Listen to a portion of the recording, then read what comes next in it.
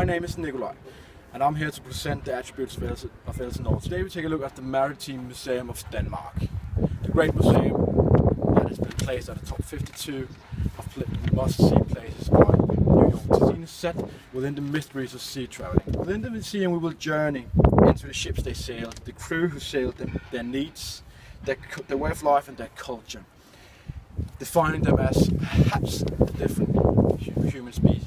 From World War II sea mines to the distribution of products sailed across the sea. The harbours they came in at to satisfy their needs, and the women who loved them. The sea is wide open and all for you to discover within the walls of the Maritime Museum of Denmark. See you next time, where we will talk about another of Elsinore's great attributes. See here is the road to the entrance and the sign placing the Maritime Museum of Denmark within Elsinore. So come and visit us in Elsinore, our beloved city, and enjoy our trademarks.